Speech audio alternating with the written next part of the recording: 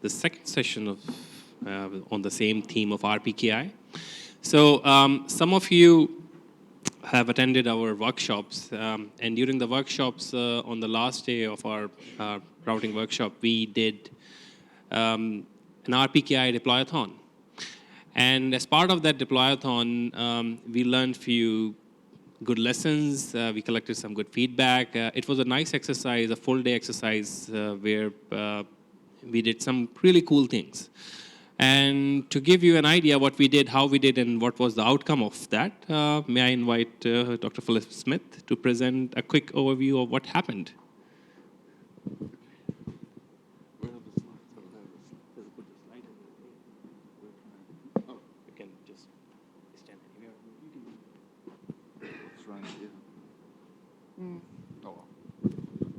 No, I was just wondering where to stand, because we actually used this room for the last day of the workshop when we did the Deployathon. So the screen was a lot brighter then than it is now. So I think quite a few of us ended up with partial headaches and so on. So we just want to go through. It was part of the 5-day workshop, as Aftab was saying, and so 4 days of doing BGP. So we had 26 participants in the class doing the BGP workshop. And then the final day, anyway, as part of BGP workshop, we look at routing security, but we focused really much on trying to do a bit of a RPKI Deployathon. And the day session looked something like this. I mean, we spent the first sessions, each session is 90 minutes. We spent the first session where Aftab covered what manners is, and I covered really a lot of the issues around routing security. And then we started the focus on RPKI itself. So the second session was about signing ROAs. And because it's a deployathon rather than a taught workshop, it was, I wouldn't say it was unstructured, but it was quite open in how we approach things and what we're going to do. The third session after lunch, we looked at deploying validators, and then the fourth session, we actually deployed ROV on the routers themselves.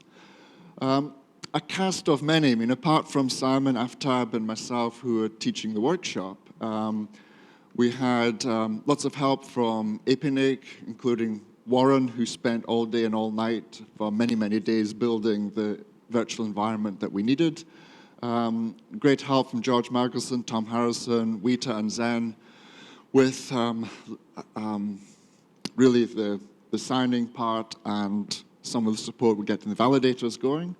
And of course, we had Martin and Taichi helping out in the room with helping the participants, and again, a lot of advice.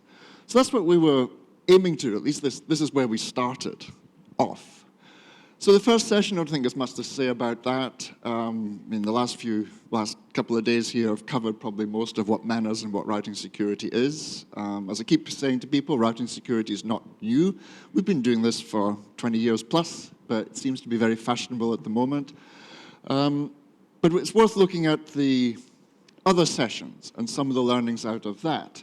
And we did it two ways. Many of the participants had my APNIC access. Some of them had already signed the ROAs. Those who had no MyAPNIC access, Tom set up a virtual environment where people could just go through the motions of actually, well, logging in and actually signing these things. So that was a useful experience for those. Some of them in the workshop had MyAPNIC access and had never signed the ROAs, so we had some positives out of that. And as part of it, Aftab demonstrated his process of doing, handling ROAs, signing them, removing them, re-adding them, and so forth. And then Martin talked about, the example you saw earlier, he talked a bit more about some of the route leaks and other things happening on the net to give people some idea of why some of this is important. Just general observations from this session. MyAPNIC access is straightforward. Once folks have set up the two-factor authentication, it's a simple process, nice, easy web interface. The questions that came up, really, the ROAs have a most specific announcement of 8 bits for IPv4 and 16 bits for IPv6, which basically means if you have a v424, you can create a ROA for 24 all the way through to 32 automatically. For V6, if you've got a 32, you can create all the way through to the 48. So some folks were asking, well, what happens if I got a V4/12? Automatically, I can only get a rower through to /20. What happens if I want to create one for /24? And that needs to be done manually. So, you know, some of us are wondering, well, is there a standard for this, or is it an APNIC decision, or what? So it's not meant to be answered. This is an observation, but I'm sure this can come up in the BOF we have after this session. So that was the signing rowers bit. So that was relatively straightforward and went pretty well. It got a lot more exciting after lunch. We set up 1 container per participant. We had about 26, 27 in the room, I think it was, who were actually setting these things up. And on that Labs Routinator, just worked. It does what it says on the box. That's how all these things should be, in my humble opinion. But the other two, RIPE-NCC validator documentation overall is pretty poor. You start at the place where they say you should start. You follow the download link. It only gives you the router server, not the validator. And it's not entirely obvious where you have to go to get the validator. So Christian was in the room with us and knows. And so we hopefully will get, RIPE-NCC will just tidy this up so it can be as painless as the NLNet Labs install. The Java 9 download for Ubuntu, if you install Java 9, you get all X11 environment as well. So you've got to be a bit careful what you actually end up pulling. As for the Cloudflare Octo RPKI, instructions didn't make any sense. The folks who got that one to install made no headway. We left them for about 20, 30 minutes to try and figure out from the web page, Octo, oops, I misspelled that, OCTO RPKI. Couldn't make head and tail of it. APNIC have instructions about how to install it, which we then gave. Made things a little bit better. I think we were at 1 install, but that was FTAB, managed to install it. Nobody else did. So Cloudflare needs a lot of work to make the instructions viable for the average network operator. So neither RIPE-NCC or Octo RPKI are ready for the average network engineer to go and deploy. So the work is needed there. Remember, we're not Linux geeks, systems geeks. I mean, I've no doubt the software is good, but for the average person who's trying to deploy it, only NLNet Labs validator makes any sense today of the 3 that we tried. And then the final session was deploying ROV on the routers. So we had virtual environment with Cisco, Juniper, and Nokia VMs. Warren spent ages, days, if not, trying to get the Nokia VM working. It did not. So we stuck with the Cisco and Juniper VMs instead. Those folks who were using the Routinator validator, well, they already knew how to install it from the previous session, so it was just a few fingers on the keyboard. In 5 minutes, it was all done. Very easy. The group who were working with the RIPE-NCC validator, because they'd figured it out with great help from George Michelson, they were able to reinstall it fresh. So at least that experience was better. Getting a Cisco to talk to the validator is simple. It's a 1-line command. Junos is a lot more involved, but they got that one running too, again, just from provided instructions. Observations from that is the virtual environment resource were quite limited, even with the big portable mini PCs that we had, and we had many of them. These virtual images take a lot of real estate. That's more observation, I think, for us as instructors. If we're trying to teach this on the road, in the wild, big kit's going to be needed. It might make more sense to use a cloud solution where you can get big infrastructure, but that does mean a remote login, and even today, this day and age, getting a remote login over some of the infrastructure we have to use is a bit tricky. Cisco is still weird. Cisco marks IBGP originated routes as valid, even though a valid row exists for another AS. I have no idea why or what's going on there, but that needs to be fixed. Or at least an explanation is needed, because that's just wrong. But anyway, we noticed that. There's no such thing happening on Juniper. Other observations, Routinator is the only validator fit for purpose. I think I've said that already. Others need documentation work. Many NetOps have no Linux experience. And the other two need a lot of figuring out things to make the installation work. If you've not done Linux, you haven't a hope. So that all needs to be sorted. Questions that came from the participants include how we protect the validator. So they were asking that quite legitimate question. And also, how does using rsync from the CA scale? Well, that was already addressed in previous presentations. There's 65,000 autonomous systems out there. If everybody turns this on, none of it's going to work. So this needs to be sorted before we go any further. And not just, oh, we'll get around to it. It needs to be sorted before we go any further. Feedback about the Deployathon in general, useful exercise. Lab environment represents the real world. That was participant feedback. Our lab environment was amazing work by Warren and Tashi back in Brisbane, but it was still a lot of effort, a lot of long effort to make it happen. Others felt that Deployathon wasn't right for them for a learning experience, that more structured tuition. They want to come here to learn about what actually works rather than trying to figure stuff out. I can understand that if it being a 5-day workshop. So, that's just one of the things we take back. Some of them have registered ROAs for their organizations, and they're going to deploy when they go back home, they say. So let's see.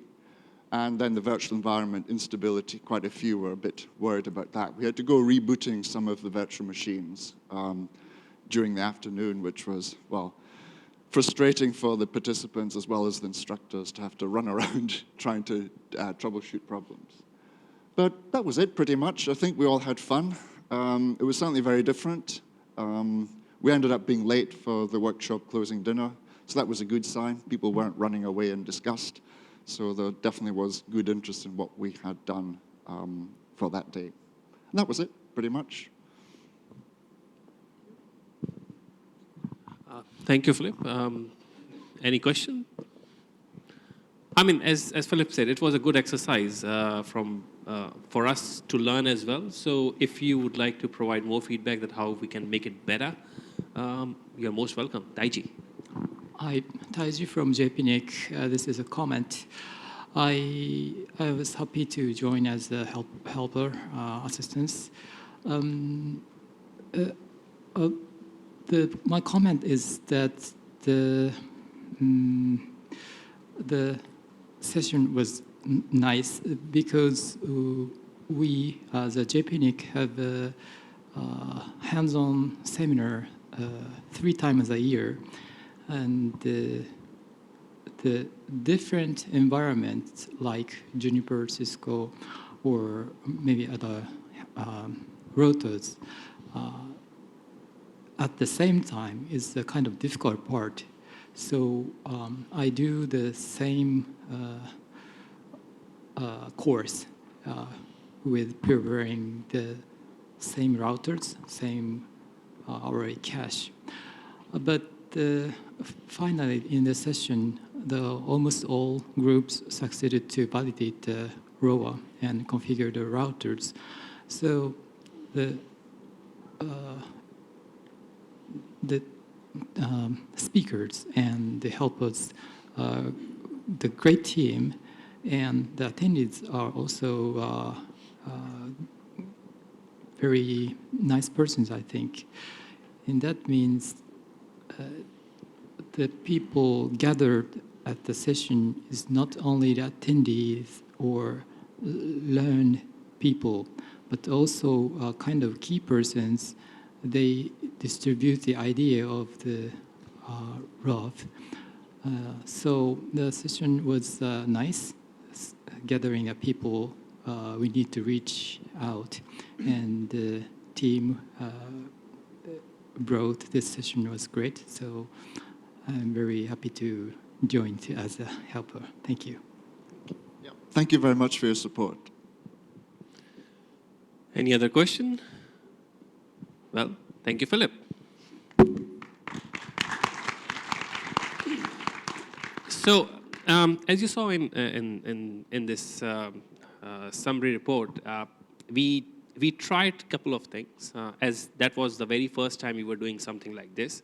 We tried a couple of things, as Taji mentioned that it was sometimes a bit difficult to use Cisco, Juniper both, and we also had Nokia, but we didn't use that one. We only relied on that on 2 vendors, and then we had 3 relying party softwares, and they're all good. It's not like they are one is good, other one is bad. It's just the documentation that the people who have developed those relying party software, they haven't provided yet.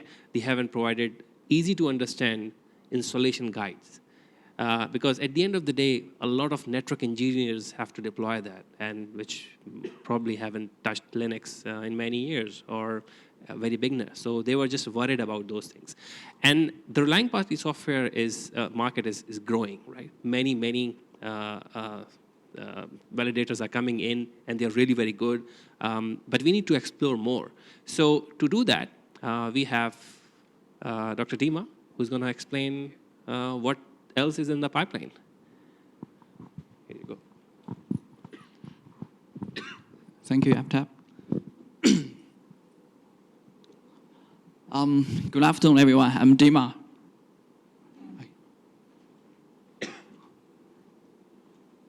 Thank you. I'm Dima from a Chinese company which focuses on internet infrastructure services. It's called ZDS. But today I'm not going to talk about DS. I'm going to take this opportunity to share my perspective on how to deploy RPK relying party software in practice. Okay.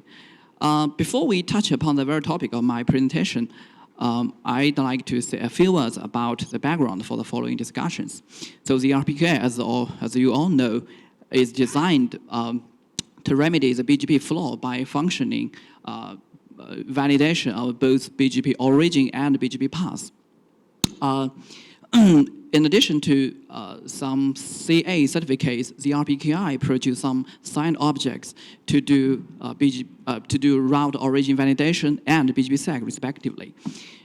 And as for the validation path, the RPKI parallels the existing resource allocation hierarchy, straightforward extension of a PKI system.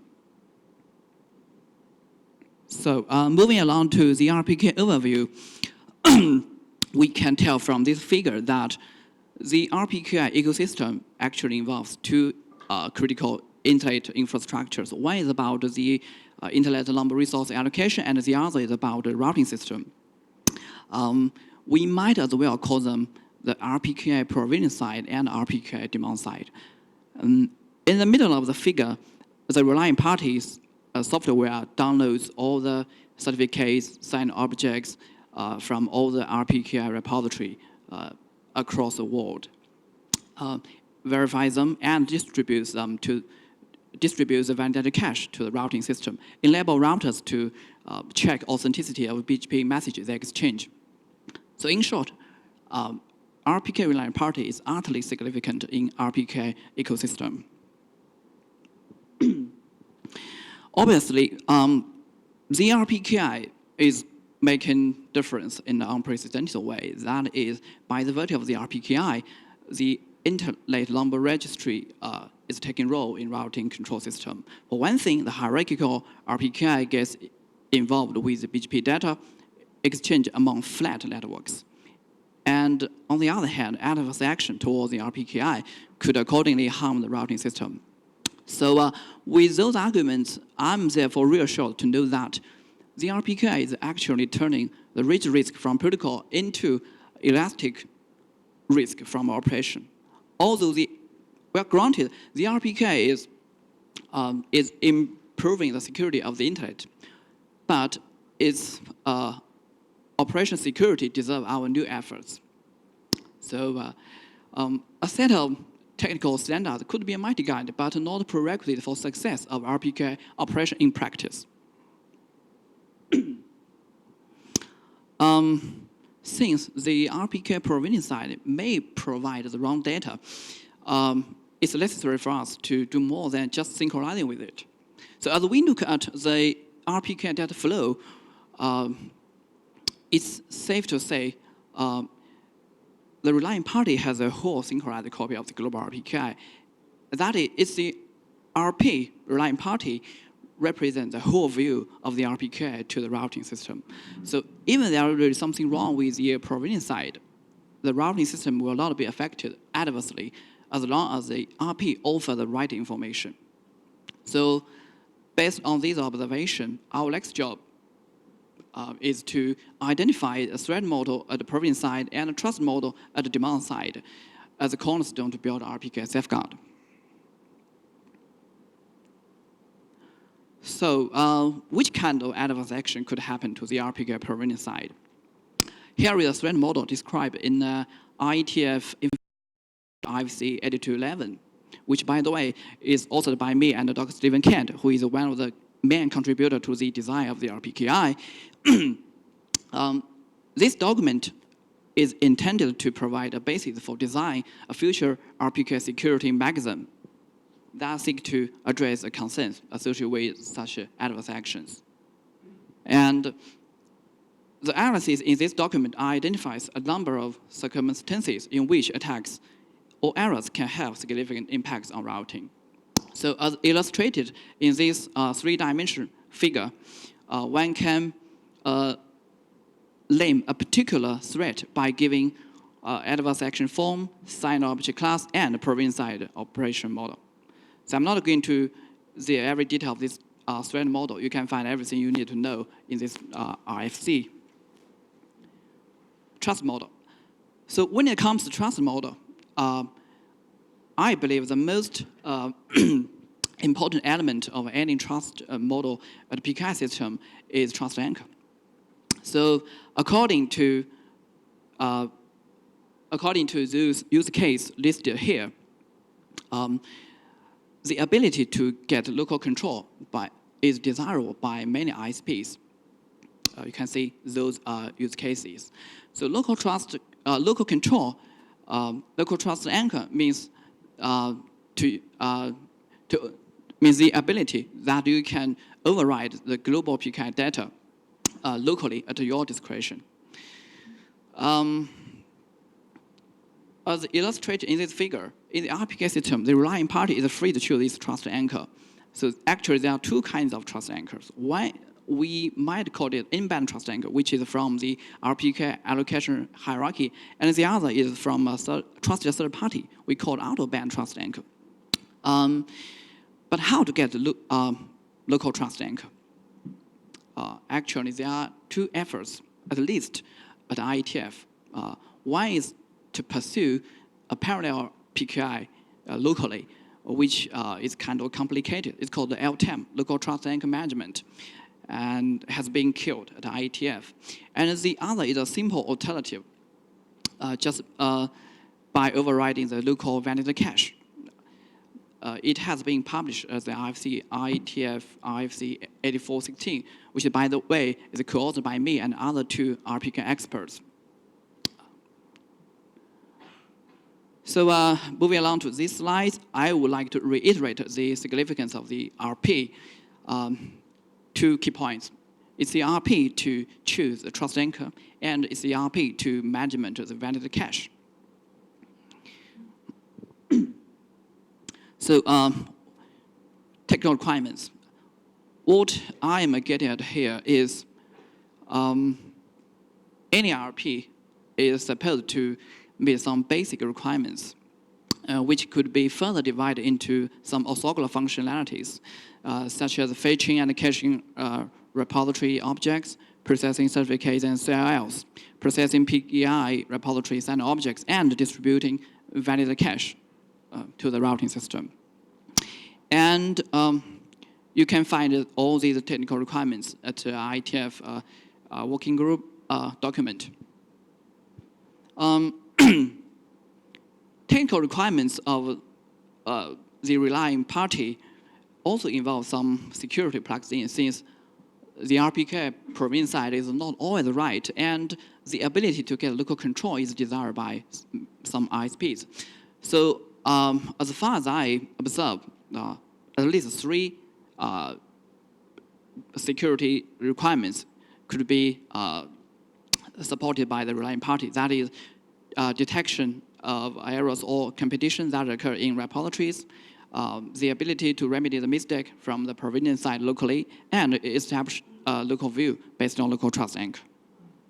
So here is a design of RPKX, a comprehensive RPKI reliant party service system. RPKX is a cloud-based reliant party service system, has been implemented by my team and in operation now. This figure outlines its components.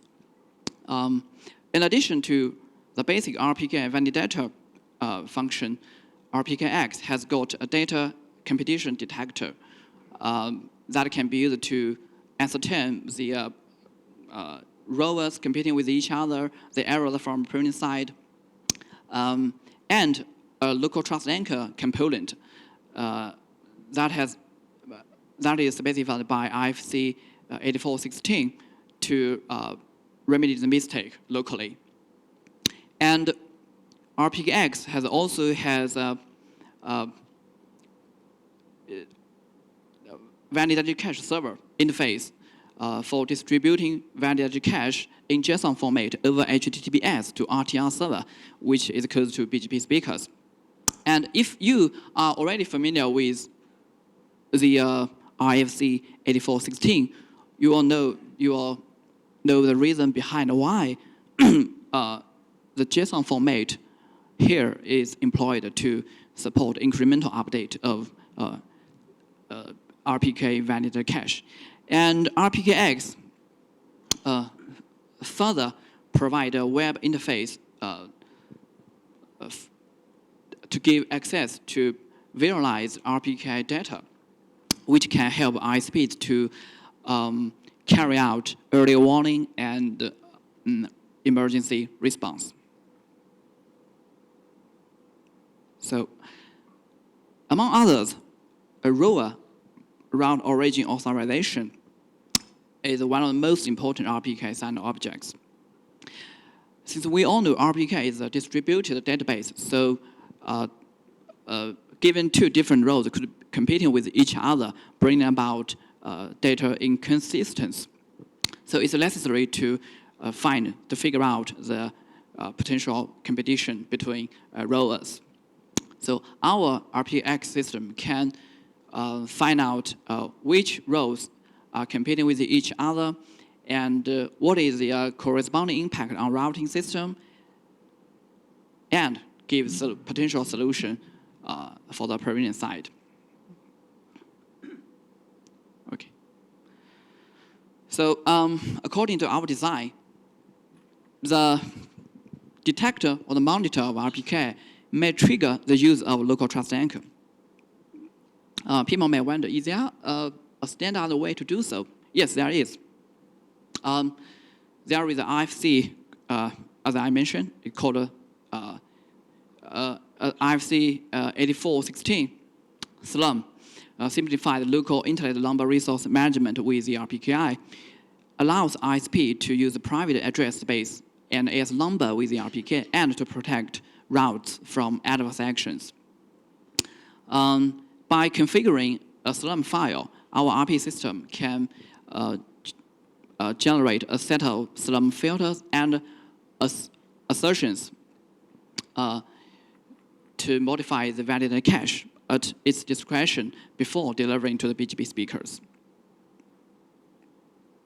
So, as we all know, people are in the center of management and operation in any kind of IT systems. As our community is deploying and operating RPKI-related system, it's necessary to have data visualization for people. So our RPKX system does a very job by offering RPKI data statistics, row chain analysis, certificate chain analysis, and row competition monitoring. And I'm also proud to say this effort on this topic is supported by ISF grant. So many thanks to APNIC Foundation. So you can find more about these online tools at this website, monitor.rpster.net.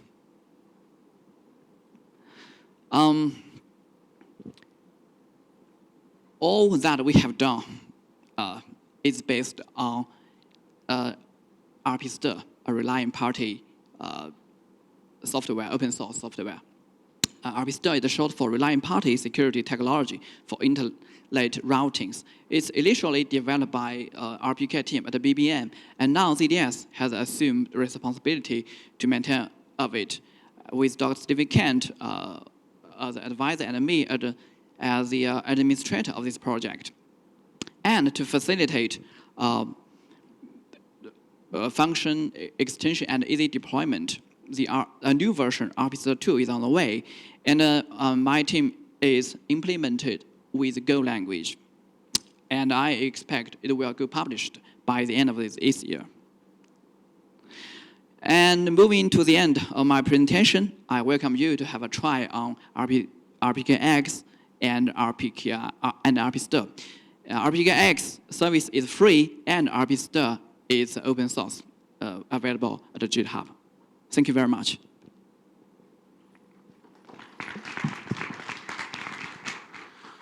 Thank you, Dr. D. Any question? I have one question. So I understand that there is a mechanism to create a slum file, right? Mm. What is the use case of that? Yes, you are actually overriding the cache you are getting from the validator locally. Well, I think at least there are two. Well, maybe three. If I remember correctly, there is a ITF working group item written by Randy Bush to identify the use case for local trust anchor, which could be used Slum. But here, I think at least two use cases that Slum can fit in. One is to help the ISP to use the RPKI to claim the holding of the private address. And the other is to create a local view of the RPKI, just a local view, which is not going to affect the outside of the ISP. As I mentioned, two roles may be competing with each other, bringing about the advection to the routing system of one particular ISP. So the ISP maybe want to remedy this mistake locally, so they can use Slum to filter the wrong data, filter the competing data, and assert the data at its discretion, just for its jurisdiction, not the outside of the routing system. Okay, fair enough. I mean, any other question? All good. Thank you so much, Dr. D. Right, so let's see if we can, next time we can try the RPster relying party software as well for the validator in the lab.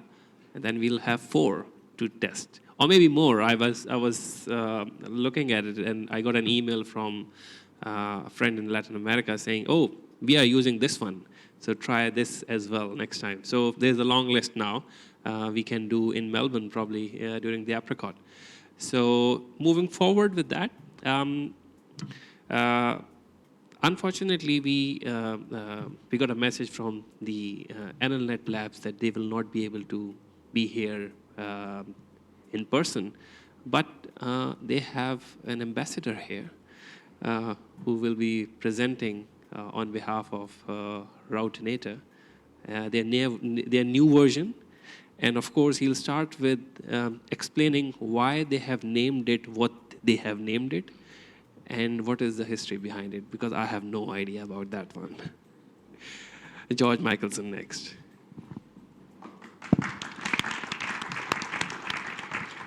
Hello, everyone. Thank you for setting me up with a question I can't answer. Thank you. Hi.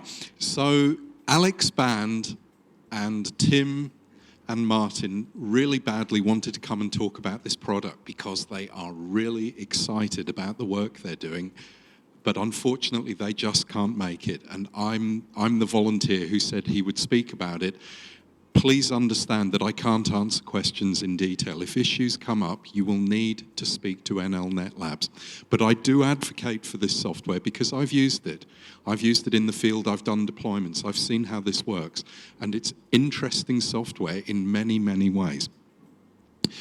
So, to give you some context, NLNet Labs is essentially a not-for-profit body. It's a foundation that was set up back in the last century, based in Amsterdam, and its core belief set is open source, open infrastructure, sharing. So they have had a long-term interest in the DNS and inter-domain routing. Benno Overender, who is their current director, actually did his PhD in BGP. He had an amazing testbed rig that had a huge number of simulated BGP speakers, and he was testing different architectures of behavior, rings and stars and patterns. He loves this stuff, and he was really interested in the idea that they could move out of their core activity in DNS and actually come into the space of developing community benefit software in BGP. So they've had these projects that we all know and love, NSD, which is an extremely fast authoritative DNS server, and Unbound, which is now integrated into many OS releases and has been publicly supported by quite a large number of people. VeriSign supported development of this work. Salesforce has supported development of this work. It's all over the network. It's phenomenally widely used. It interests me that he hasn't put up there that they also developed one of the finest lightweight libraries for DNS, LDNS, that is integrated into EV, or event-driven LDNS, and APNIC Labs uses this software every single day, serving weird, wacky, and wonderful DNS answers to people, testing the nature of DNS in the public internet. So these guys write code that Labs is using really heavily. Okay, so the RPKI project is an investment that they've been making towards building RPKI as a tool set. And they looked into the community needs and decided they wanted to work on a validator. They wanted to think about moving from that into the delegation engine side, actually running the authority software as well. And they understand there's an infrastructure here, so they needed to write all the componentry to be a child.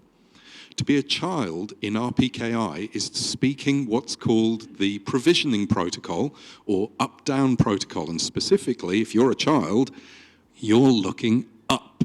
So you've got to be able to talk up-down provisioning protocol, saying to someone above you, an NIR or an RIR, please give me certification products so I can now operate locally and provide service.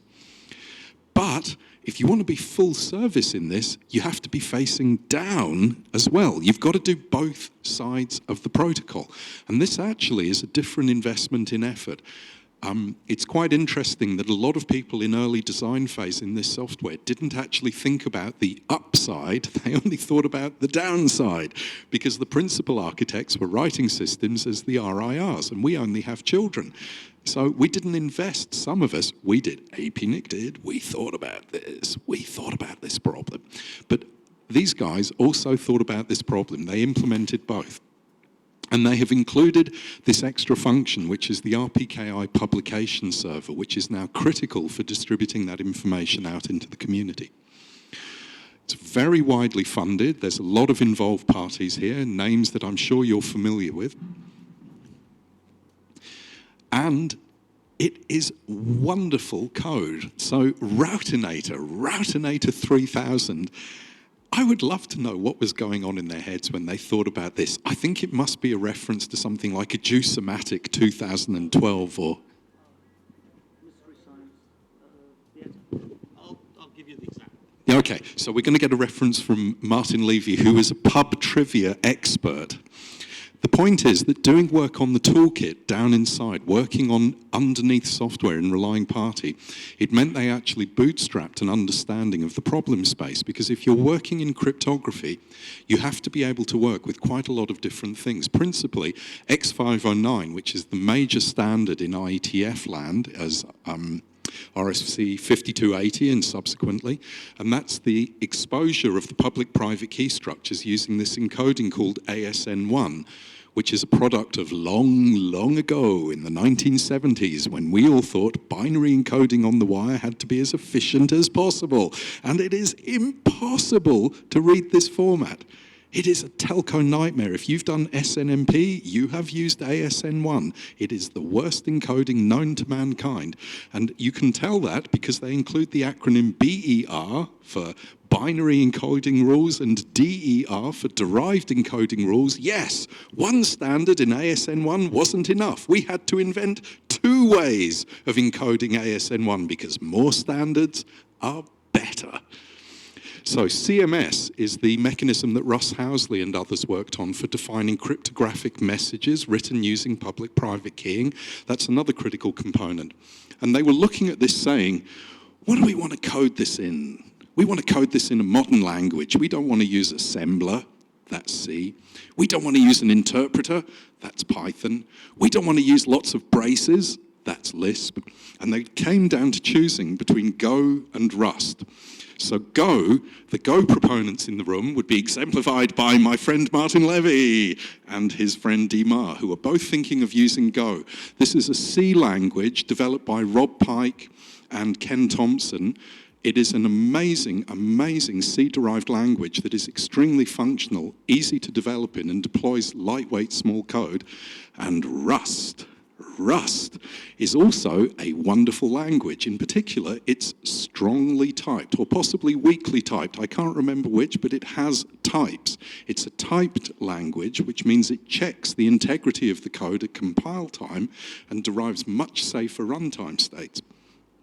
So, prototyping, they set themselves a goal. They decided they were going to have a 6-week sprint to get something out the door, fast, lean, fast, standards compliant, and build libraries they could use later on. Now this is like classic agile. Let's do something exciting. Let's get some pizza and start coding all night and see what we can get. So the other thing is that they were really interested in the idea this stuff could run on small hardware.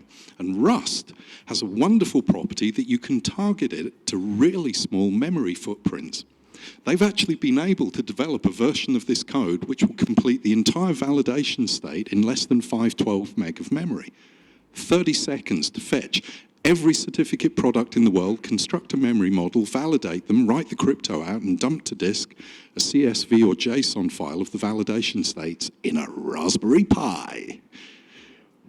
0, 1, 0, 1, 0. So, their first release, 0.1.0, the Godspeed release, back in November 2018, was able to fetch data, but it only had rsync.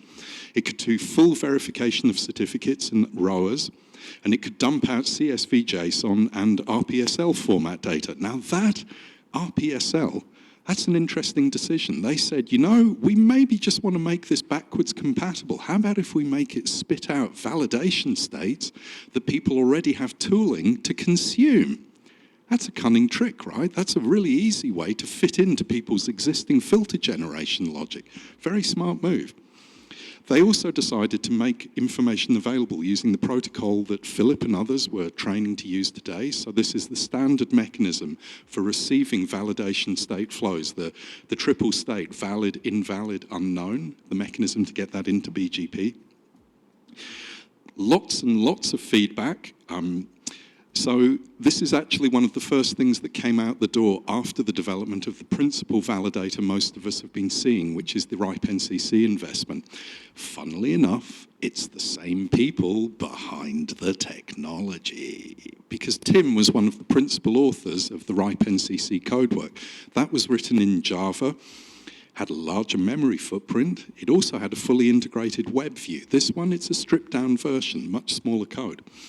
lots and lots of feedback from the operators, and they went straight to Docker, which again, as a strategy, is really very smart, because as anyone out here knows who's in the world of Docker, you can just say Docker run with an image, and it does. It's remarkably cool. So it's a very pleasant way to say to people, hey, I've got a cool toy, why don't you run it? Here's a 2-line command, you don't have to build anything, just run. Got them a lot of coverage. Okay, so they started to think about what they wanted to do for their first release. And they looked into OpenBGPD, and they considered exactly the same problem Declan has talked about, the need to specify a local override. Now, this is kind of pragmatism about where the rubber meets the road. Okay, I'm going to live the life. I'm going to live validation. I'm going to live the consequences of crypto. What am I going to do if it all goes wrong? And so Slurm is a mechanism that allows you to say, no matter what happens in the crypto world, here's the things I just need to believe. And it lets you put in the integrity of your own routing space, absolute statements of intent that you are just going to trust as axioms of your routing config, and no matter what happens in cryptography, your routers are going to believe them. So it's kind of the fail-safe that lets you trust you're able to maintain your own routing state no matter what happens. They did HTTP, so they had monitoring in Prometheus. That's really sweet because you get free graphing out of this. You can hook Prometheus up to Grafana. You can do all kinds of smart stuff. They did RRDP, which is a far better protocol than rsync for fetching this data.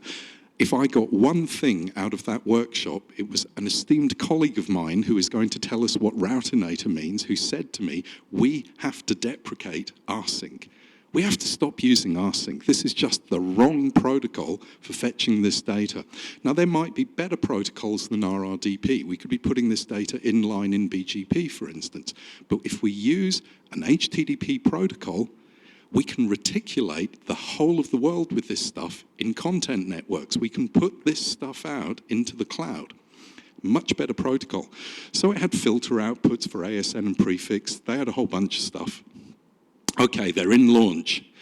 This stuff is actually live. So it's being used at 2 major exchange points, DKIX and AMP6, both using it. It's being used by AT&T and NTT. AT&T have a very interesting problem. AT&T own a large /8, a historical legacy /8 that they got back in the dim distant days. The problem is they gave a lot of it away to other people. And that means that they now have routing problems and security problems over a large block of addresses, and they have to deal with a lot of people here. So they are actually quite interested in RPKI as a mechanism to help them with the logistics of managing this infrastructure. There's been about 2,000 downloads. There's been 900 or more Docker pulls. They got a lot of Twitter and stuff. I don't actually know what a GitHub star gets you. Does it get you like coffee? Is it worth anything? I think they should take it off the slide then. Okay, so they have also been able to do some quite interesting projects. They've got these ones here, Ziggy, which is the long baseline research. They're hanging on to the state of validation. So every single day, they're keeping all the products, which is great because they can start to do research in the long baseline behavior. They can do what if, they can do backwards looking stuff. If there's a huge stuff up in RPKI, they've got an archive of the state. So we can walk back and look at what's been going on. Gantry, they've got test networks, things and up. They've got analytics and they're doing visualizations about different states in the world. So here's the part which is the reveal. Behind the scenes, the validator is great. It's what you guys need to operate if you want to secure BGP. But we need production-grade software for making certificates. And they have been working furiously to develop a suite that can be deployed at commercial-grade places. They have a fully documented business-grade CA solution called Krill. And it has just made it under the door, just in the door of early stage release. They don't really want you to run out and deploy it live, but they have hit the ground with code in their Git repo that is ready for wider test. They actually spent some time with us doing a kind of a mini deployathon working with LACNIC and the RIPE NCC and APNIC at IETF. It's kind of a thing that happens at IETF from time to time. People get in a room and test their software against each other. And it was really amazing watching 3 people who had almost no mutually shared language debug their code. There were a couple of extra people who had to come in the room and help debug language problems. There was one guy who was fluent Spanish-English and another guy who was fluent English-Dutch. We managed to make the whole thing work together. Very interesting outcome. And they really do expect to be in full launch by the end of the year with this code. So, if you have any questions, I beg you, don't ask me, because I can't answer them. But Martin, having invested all that keyboard time to be the pub quiz champion of the APNIC meeting, why did they call it Routinator? There was a TV show in the US and probably other places called Mystery Science Theater 3000. It became a cult TV show, and therefore the 3000 was sort of a logical number to use for Routinator. Routinator. Routinator, Routinator, you decide. So, is it a routinator or a routinator? So, people saying routinator, please raise your hand. Routinator! Yay! And those who are saying routinator, please don't raise your hand. It's okay. And we still have one question left, right? Why it's pink sombrero or sombrero or sombro? What? Sombrero. Why is that? Ich weiß nicht. Oh. Oh, it's on the GitHub. Okay, and then somebody Follow has to the read. code. Somebody Use has to the read. source, Luke. All right. These are Good. not the validators you're looking for. So started with the Godspeed, end up on pink sombrero. So it's going great. Probably, if I may ask one question to George, it's not related to Routinator. Why, if I don't have a /8 from the legacy, why should I be interested in hosting my own CA? So this is a very interesting question. I have to kind of straddle 2 different worldviews.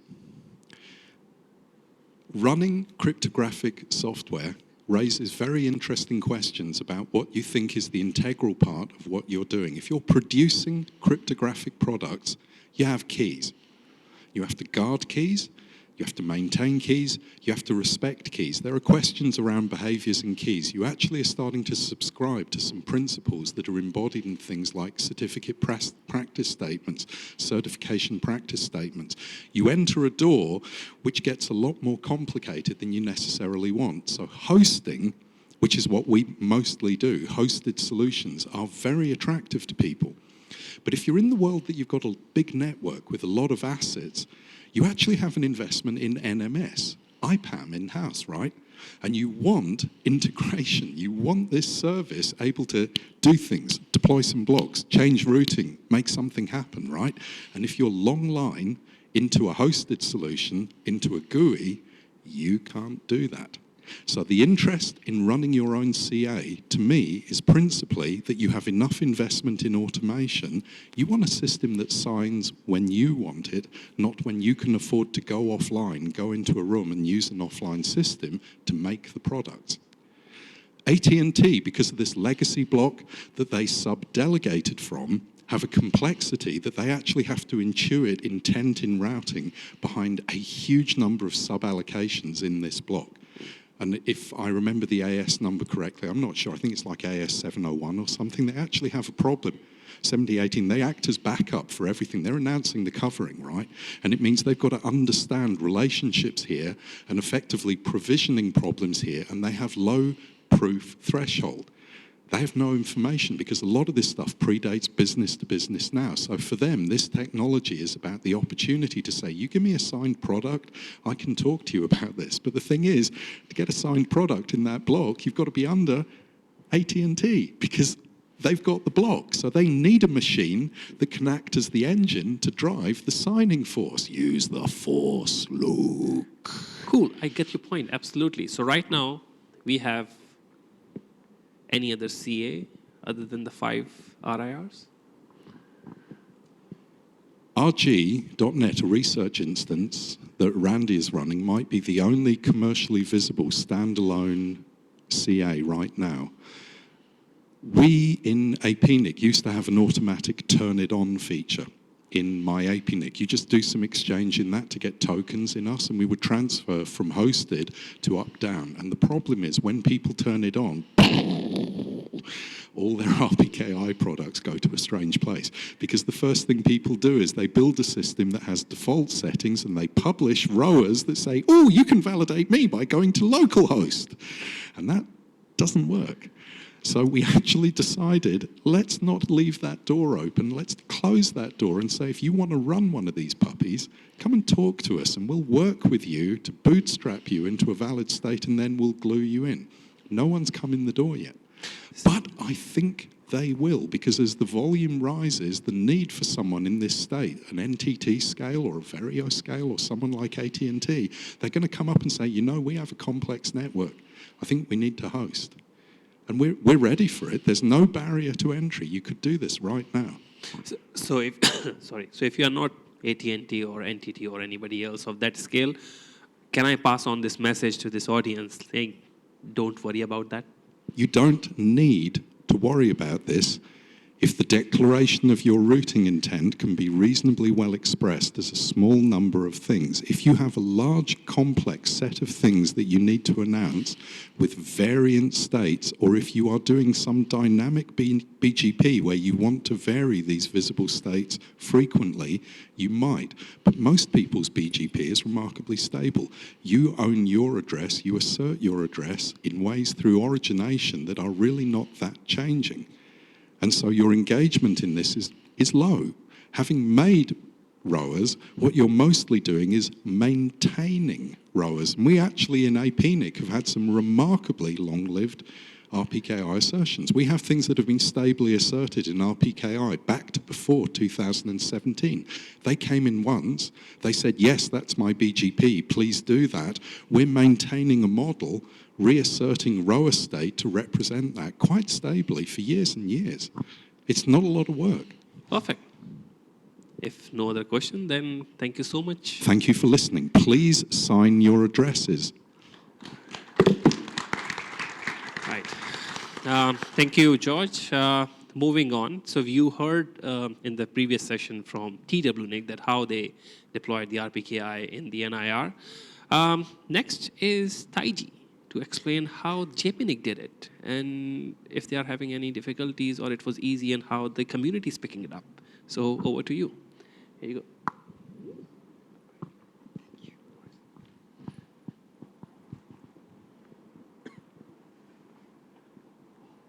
The newest one, thank you. Hello everyone, I am Taiji from JPNIC. I am talking about how JPNIC is implementing RPKI. My talk is about 3. JPNIC is calling our service as experimental service, not the production service. It's about the why we call this as experimental. Second one is 2 things interested by who created ROA. It's a kind of unique stories. And before creating ROA, they asked me about 2 things. The third one is it should happen and overcoming as a RPKI CA. The experimental service is for sharing operators aspect between us, is the answer actually. Our service is very similar to RIRs, and they should have the similar mechanisms for both. The left-hand side is web-based ROA management user interface, and the image we translated all messages to English, but I put the Japanese image because the language barrier is big. So our system have the local language at the all page.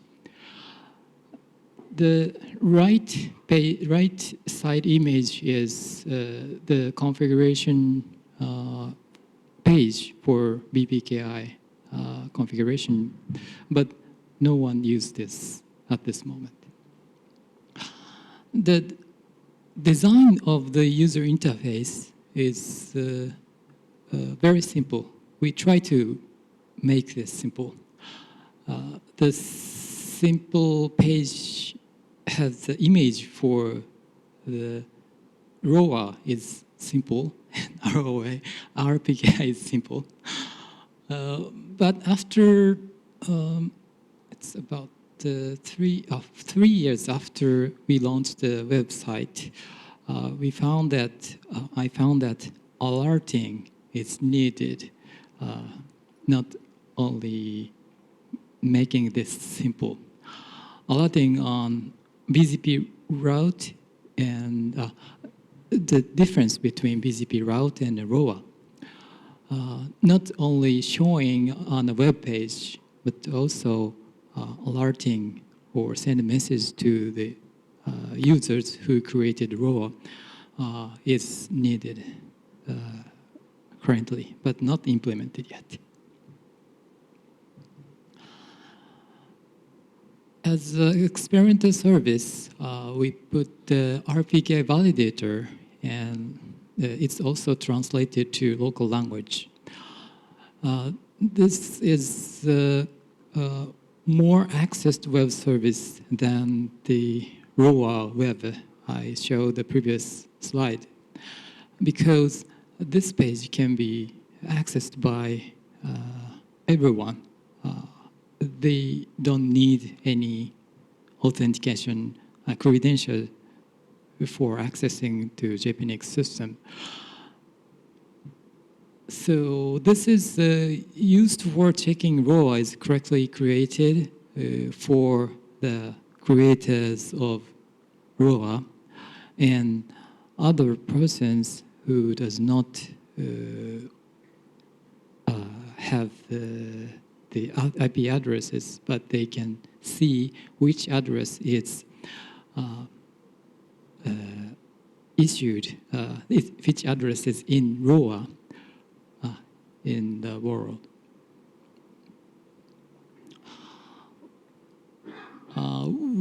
In APNIC, we are using RPKI tools, kind of very original reference code, can we call it? And we modified some part of the software, mainly 3 parts.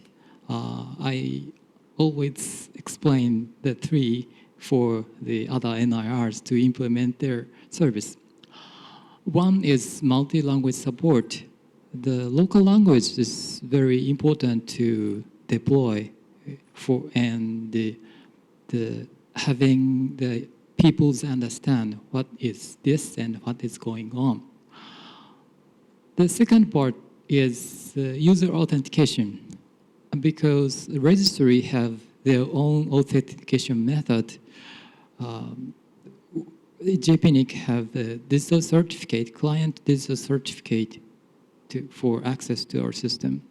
APNIC has the similar one and the 2-factor authentication, but every registry should have their own authentication method. So for deploying the new system, we need to make the same authentication method prepared for each system. The third one is our trial. HSM is a hardware security module that can store private keys and public keys in specific equipment.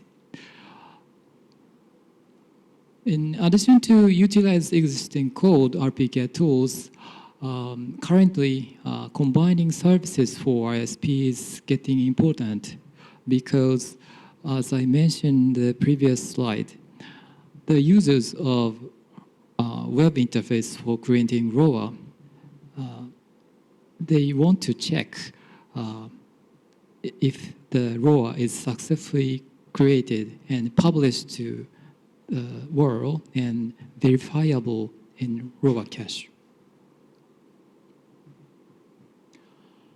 Two things interested by who created ROA. One thing is time frames. This is a kind of frequency asked one. The time frame is longer than we expected. The left-hand side, was the address holder have the allocated address prefix or returning their address to the registry. It takes 1 or 2 days, so we don't need to make the system faster than this. After the new allocation or returning the address, RPKI will issue resource certificate and ROA if needed. But it needed few minutes. After issuing the certificate, the 10 or minutes or 1 day, ROA cache in a world will get the whole object published by RPKI. So it takes more time than I expected. After verification, it's very short minutes. Maybe if the ROA cache rebooted, it will take more time, but basically minute-based. So the operators who create ROA can expect these time frame for waiting the successful, the ROA successfully issued by registry.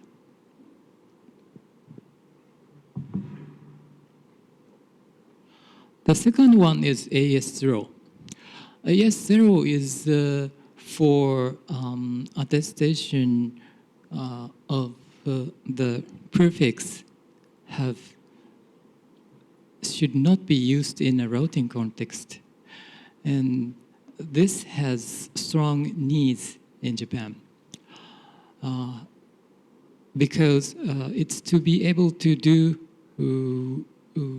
ROV on prefix for IX internally used prefixes, non-public router networks we often see like hotel network or event network should not announced by other ASs. So some ASs want to put AS0 ROA before put the other ROAs. Issues and overcoming. Issue 1. BZPmon reported ROV not found. This is because some BZPmon's monitoring server cannot retrieve all objects from our repository. But we don't know why they cannot retrieve all objects. So it recovered without any modifications. The second one is our problem. Next update exceeded. Manifest object and CRL has its own time period called next update. Next update is declared for accessing party to expect the object will updated until this date. But our scheduled power outage is very long, about 12 hours. It exceeded the next update written in CRL and manifest. So some ROA cache in the internet found that our objects are not validated correctly. So all prefix could be seen as not found. So if you think about the RPKI-CA, serving the RPKI-CA, please consider next update is longer than you expected recovery time. Even when hardware trouble happens, we need to replace something, so we need to contact to vendors before that. But very long time frame is not the good, because the freshness of the object is not kept. Historical resources, it could not be treated as same as shared pool address in RPKI. It had struggles in both APNIC and ISP because we cannot find the reason shortly why we cannot issue this ROA. But finally, I think the APNIC engineering staff taken large effort to fix this problem. This problem is fixed, so we can issue the historical ROA having a historical address. One simple version of RPKI customer journey. These slides are my additional slide. The journey looks like a straightforward. First of all, knowing RPKI is the first journey, I think, by the Tiger project. How do we say that? Our project is Keiro-chan seal. I have here. Then the users will check the status of the usage of RPKI and ROA on the web. After checking the status, one part of the users create ROA, and for a part of prefixes allocated to them. And see result. Basically, this is the simple journey. After that, some of the users who created ROA see the ROA on the web. I show the RPKI validator. Then they will decide to build a cache, their own cache. After testing ROV, they will think about applying ROV. But journey doesn't end in the first slide. Customer journey 2. The daily operation, BGP operators operate their own configuration changes on routers. After changing routes, unreachable happened when the ROA and between ROA and BGP route have the different things like max prefix lengths. Then the problem is found by users. Maybe we can find a problem, but in Japan, user faced the problem unreachable to specific prefix. And the miracle report means that the customer found the unreachability, tried the several ways using IPv6, using mobile access point or something like that. Then they reported some IPv4 prefix, some specific IPv4 prefix cannot be accessed from this prefix. After the report, the ISP started the investigation. After finding the AS path, they tried to contact and they found the row have the different max prefix lengths comparing the root change results. Then they recovered. They have the recovery.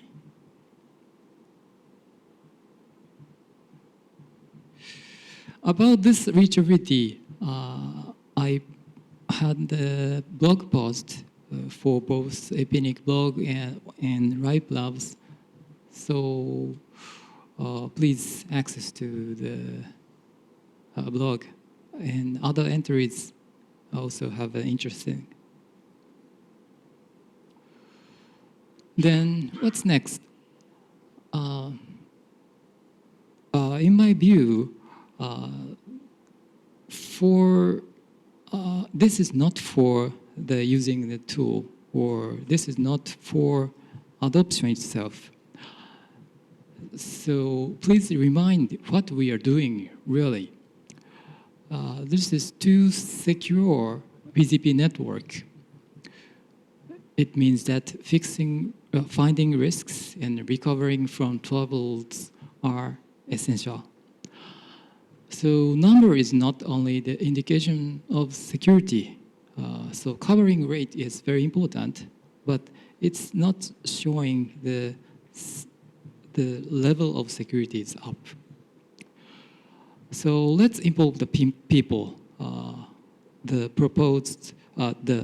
mechanism is proposed by some smart guides or introduced to standardization body or ISP's action or IXP's actions. Of course, as RIR, NIR, LIR, and IX as operators, many of them are in this room or in this conference. That's all for me. Thank you.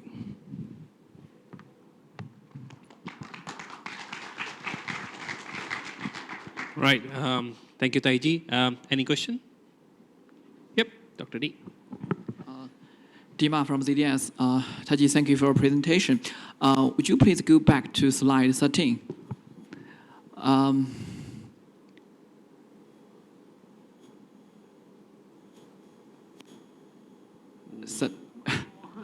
Yeah, that's it. So when you say historical resources, do you mean legacy IP address?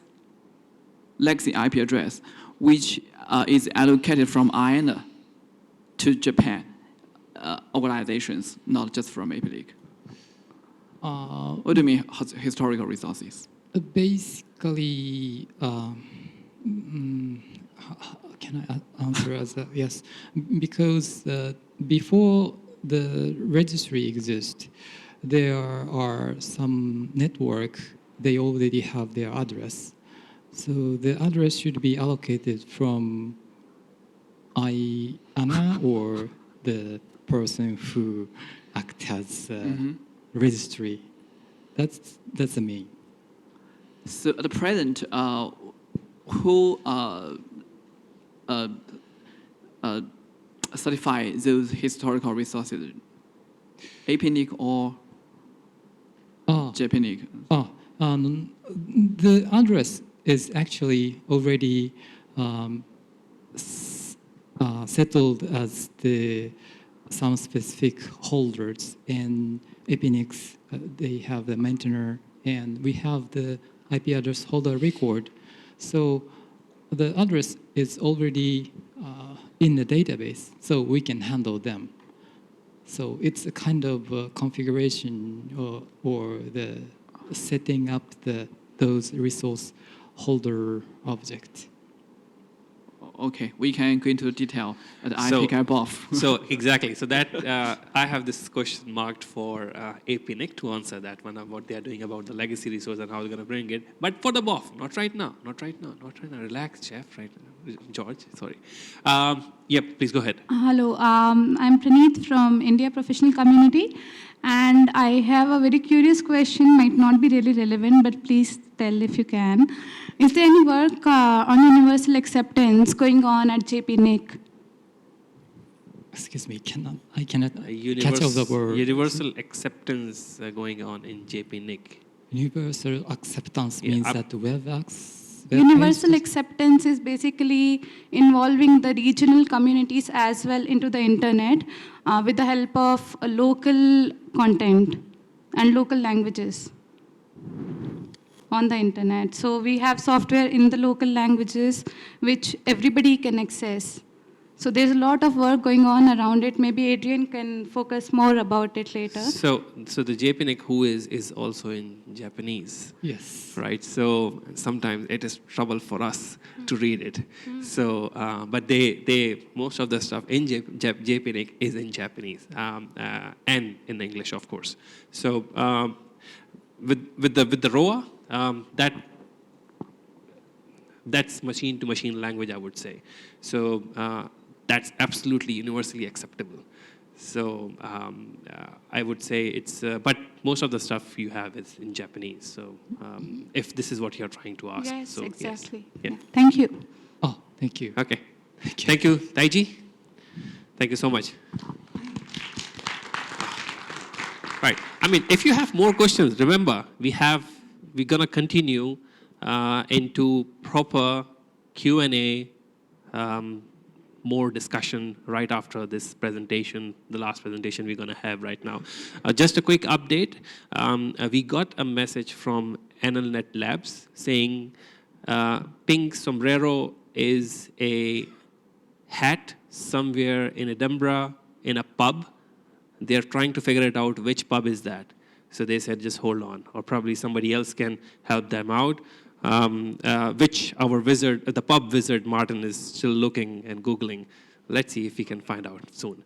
Anyway, moving forward, the last presentation is, since we are in Thailand, well, not in Bangkok, but the biggest neutral exchange, internet exchange we have here is BKNIX, and BKNIX deployed RPKI. So if we have Kitinan here, who's going to share how they did it, why they did it, and how it is working for them, right? So, none.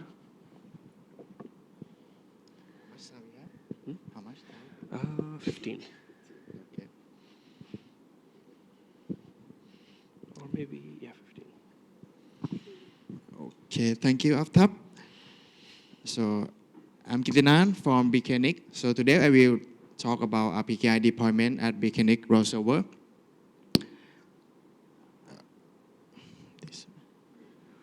Okay, today we'll talk a bit about our motivation, about our, that due to our policy change, because we know RPKI is a prominent technology that can bring the security to the internet community. So this is our motivation too. And what is our consideration and challenge to deploy it in our RAW server, and with more about the implementation, especially in bird one, because in BKNIC we use Birdspan as a raw server software, and also the result and also the future plan in the future. So okay, for the motivation, so BKNIC also encourage member and also non-member to deploy the RPKI, not only for the do the validation in the network, and at least we want them to create their own RA. And second, to the secure routing to the internet. So, and also BKNIC also join the Manner program, and Manner organization also have the set of the IXP to do in order to join to be the member. So the one of the mandatory action is to do the validation in our route server. That also result in our policy change. Say okay. So our policy change, what we have added to is inbound filtering. We do the validation using two sources of validating. So the first one is IRR, and second one is RPKI. And for the outbound direction, we offer for pairing mode, combining from IR and also RPKI, or member can use either one, filtering, or the fourth option is no filtering, is just for the research and for the log collector that connect to the IX. So we have deployed our policy is in this 1st March. That is the first day that we deploy our policy. So for the timeline, we have our internal first discussion in last year in September, and we start our implementation process. Before that, we start to getting all the information, what need to be done for the internal software for the monitoring tool. And we have 11 weeks before the actual deployment. So we plan for the announcement and also the follow-up action to make sure that our members still have the information about this change. So, and last 2 days before the deployment, we send the last member to our member. So what is our consideration and challenge? So most of the software at RPKI, we use open source. So the approach or the mechanism that we use will be open source software tool. And the software that we use have to be compatible with the current software that we use. We rely on APNIC, that is our portal tool, and also the configuration generator tool. And Bird1, as I mentioned, is a main software for the route server. And also adding with the internal configuration generator for some more adjust configuration that we create ourselves. And one consideration that we found that if we want to upgrade to Bird version 2, that is better support for RPKI, that maybe delays our RPKI deployment because our software, our monitoring tools are depend or rely on the Bird version 1. So we decide to add the RPKI function for the Bird version 1. And for the time perspective, we need the enough preparation time, not just before our staff and for our staff, we have to give the knowledge how to deal with this chain and how to deal with the RPKI. That is our consideration too. So for the implementation process, so in RPKI we have 2 sets of route server. The first in the production, the second is in the quarantine. That is another VLAN for the testing. So that's we need to add the RPKI function to both of them. And after that, we change the looking glass from Quagga to Bird version 2 and also add the RPKI validation on that. And we also add the BGP standard community and also large community along the EuroX standard list to make sure that the validation function can add the community in the route. So then we create a validating result page in the APNIC.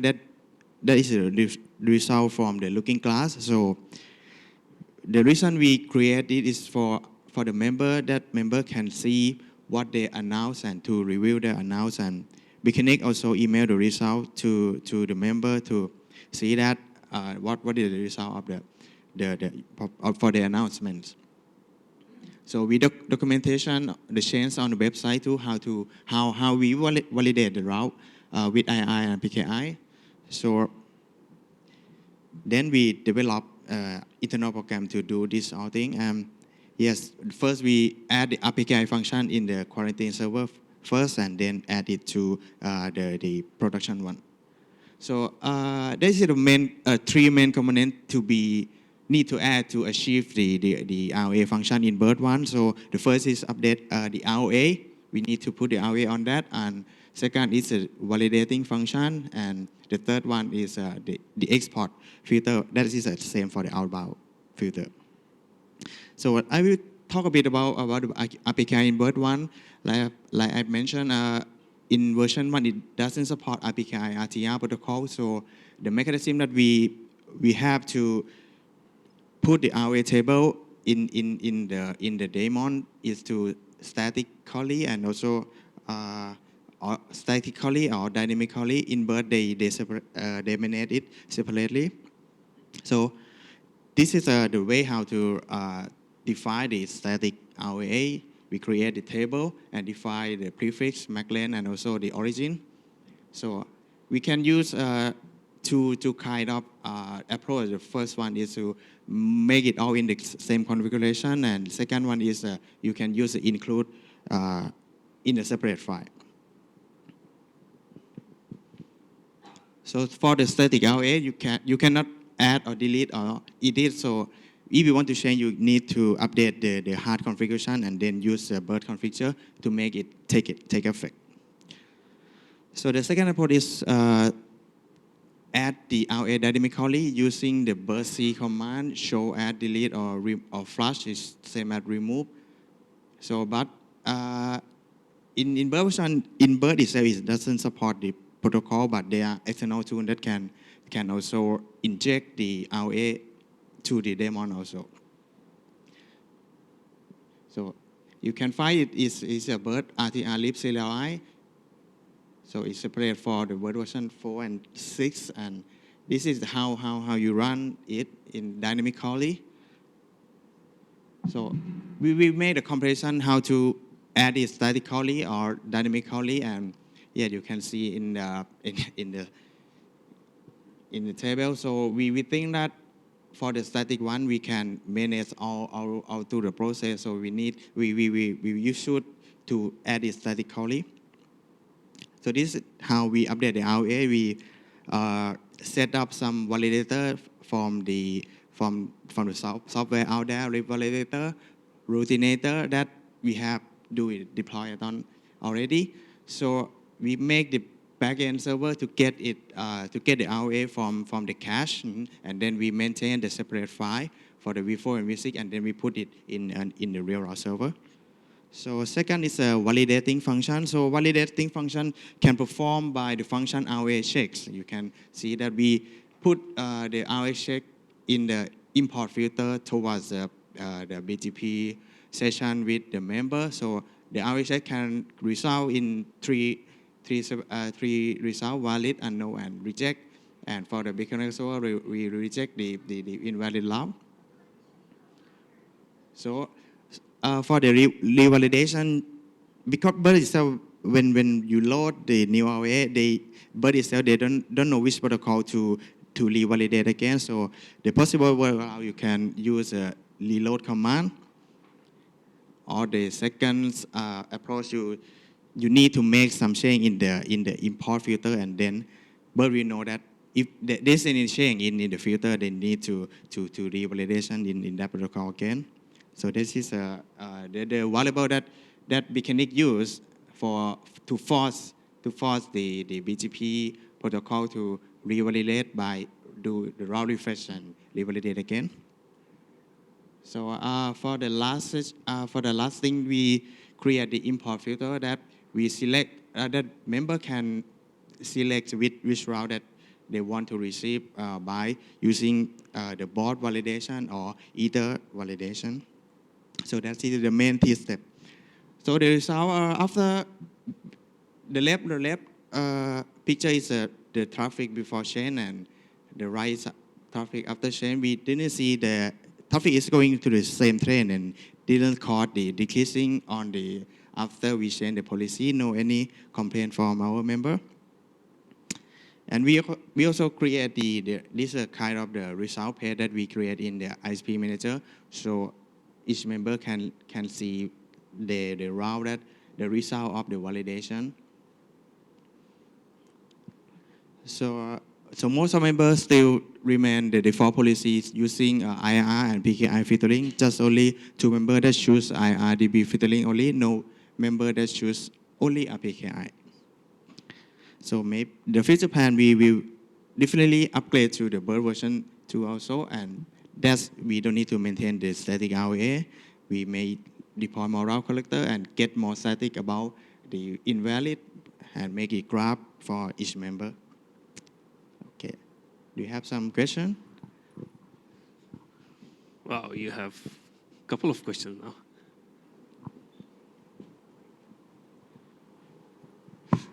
Job Snyders, NTT.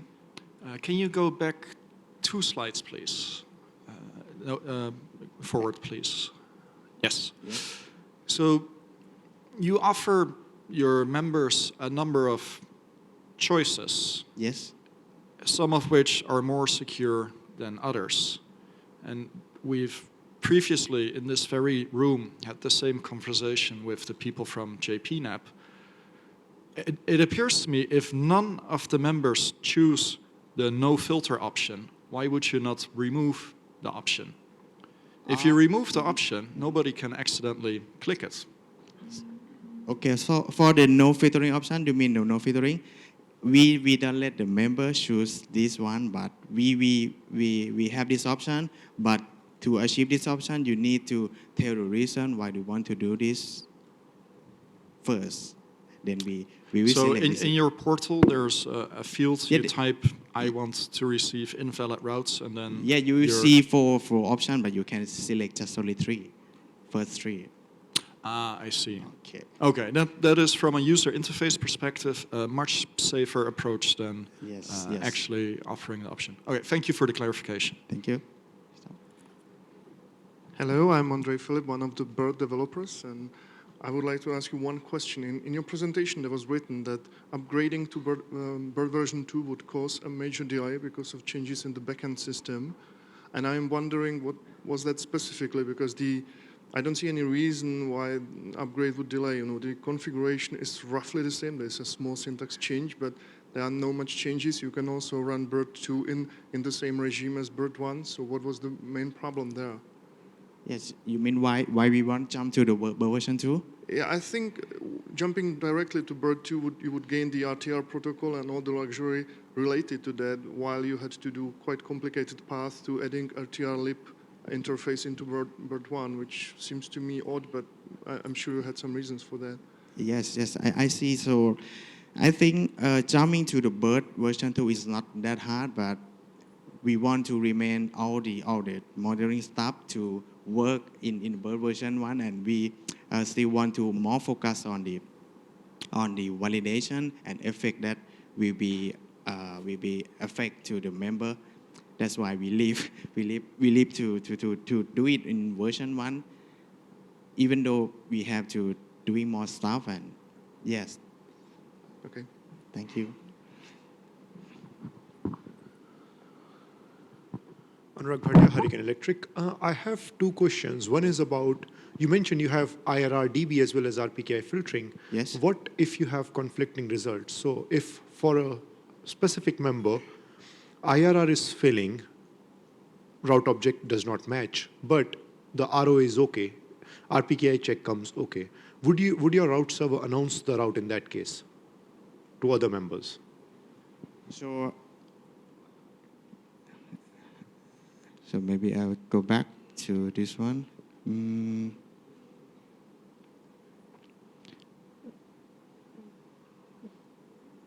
So our intention is to we do the validation in parallel. So for each member we perform it at the same time. And for the outbound, so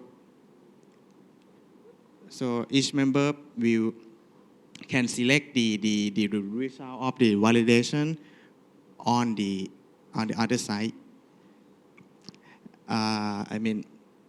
So this is only for the outbound direction. For the inbound, every member, BKNX will perform two of these at the same time. So most of your members, as you mentioned, are subscribed to the both. So essentially, routes only go if. Yeah, because this is the default one that we select for every member. Okay.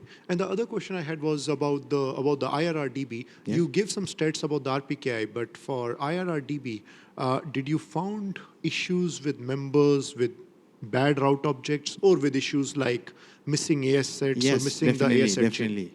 This is I think it's a common problem that we found, not only BKNX and also the Somehow your IS. traffic pattern does not reflect that. The before and after seems very much similar. Yes. There was no effect on traffic even after IRR filtering. I think there is no, because some of the route may be more specific that can no effect for the traffic engineering. That's why the traffic is still the same trend.